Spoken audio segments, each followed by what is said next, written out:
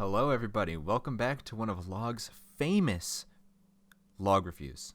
Today, we're talking about a movie that I've been waiting for 2 years. Possibly my most hyped movie of this year. I don't know. Maybe Spider-Man. I don't know. Either way, this movie was supposed to come out in September of 2019, and well, times have changed. But man, am I excited to talk to you guys about Kingsman. Okay, The Kingsman was great. It was genuinely great. I looked at the ratings afterwards. It's got like a 40%. Rotten Tomatoes can suck my dick, okay? That movie gave me exactly what I wanted, okay? It's supposed to serve as a prequel to the original Kingsman movies, which you've seen before with Eggsy and all those other guys, Samuel L. Jackson. It's a prequel. It's set in World War I, and it's about how the Kingsmen came to be, their origin story. And for a Kingsman movie set in World War I think it gave me exactly what I expected, It gave me what I wanted. It gave me some really, really great action, some cool historical moments. That's about it. That's what I expected. But the movie's more than that, but that is what I expected going in. But and it delivered. It delivered very well. I think that it was a very great movie, and I think more people should be seeing it instead of Spider-Man right now, honestly. Let me just get into what I liked. The number one thing, which you knew this going in, is that the directing is fantastic. Matthew Vaughn is one of my favorite directors out there, and possibly my favorite comic book movie director, because he's the only comic book movie director that really understands comic books. The way he makes them feels like a comic book. He has a villain be over the top and wacky, so that they feel like it's a comic book villain, and he shoots shit like a comic book. If you've ever seen his movie Kick Ass, you know exactly what I'm talking about, okay?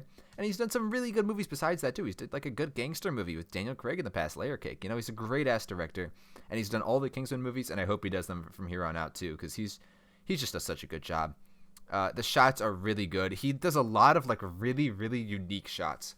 He's always experimenting with different cool shots. He's not like Zack Snyder, who, every 5 seconds just throws in some fucking slow-mo just to make him look special. No, he's always doing experimental, unique shots that other filmmakers are too lazy or too scared to try. And he does them exceptionally. He does them so well. It's a beautiful movie to look at. The set pieces are amazing. The shots are amazing. Everything is just, it looks great, okay? And as you might have known, I was getting to this point. The action is just 10 out of 10. I can't say if it's my favorite action of this year, because Shang-Chi was really good too, but, man, they knocked it out of the park. They really did.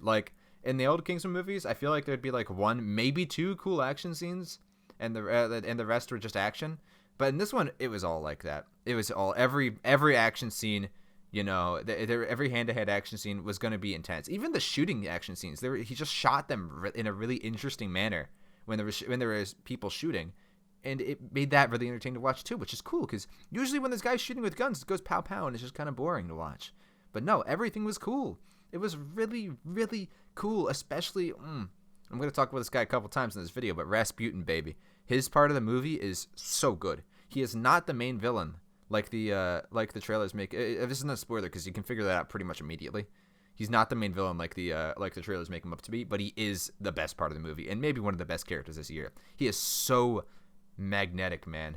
So enigmatic. I don't know, fancy words. He's just awesome to watch. He's really fucking funny, really creepy, and really gross, but also he has the best scene in the movie. Just a dope ass fight scene that's just so good. It's so goofy, so fun, and so badass in so many different ways, and it goes on for a really long time, but it's good.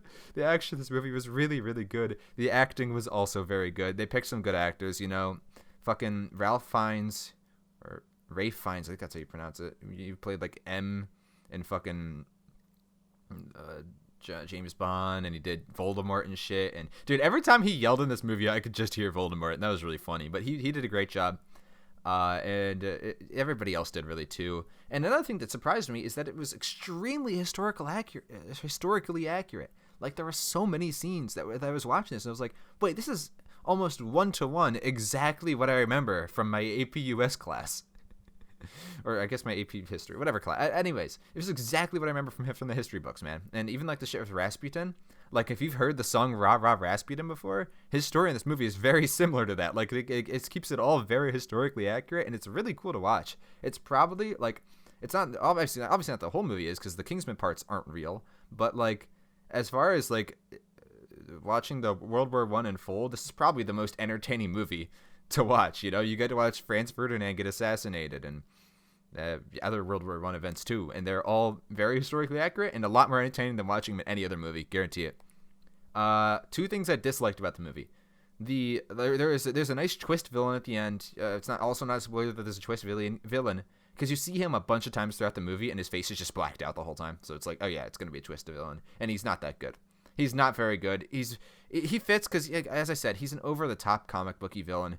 He's got some stupid shit and that's what he's doing. But he's not very good at all. Rasputin definitely stole the stage on the villain aspect. And then the characters in the movie, they're good characters. I will say this, but they are not as good as the old movies. For sure, this is the weakest Kingsman entry, but that doesn't mean it's bad at all. I think it's still a fantastic movie. But yeah, the characters are not as good as the other ones, but they're still good characters too. Like, there's things in this movie that are worse than the other two, but it's not a bad movie at all. Those movies are just fantastic movies, and this one is one too. And I really think you should go see this. I think this is a theaters movie. If you want to go see a movie in theaters and you don't want it to be Spider-Man, go watch this. It definitely serves a bigger screen. It is fantastic. Oh, the music's really good too. Henry Jackman always composes the Kingsman soundtracks, and he 10 out of 10 right off the bat. Very good music, very good shots, very good action. Just an all-around, just blockbuster magic. You know, you're gonna be smiling all the way through this movie. It was great. Overall, I'm gonna give it an 8 out of 10. Having a stupid villain kind of brings it down a little bit. I was originally going to give it like a 9, but honestly, I still think it's like 100%. Like, everybody should go see this. Like, I can't see and many people watching this and being disappointed. It's just all around just some movie magic. And that's it. See ya.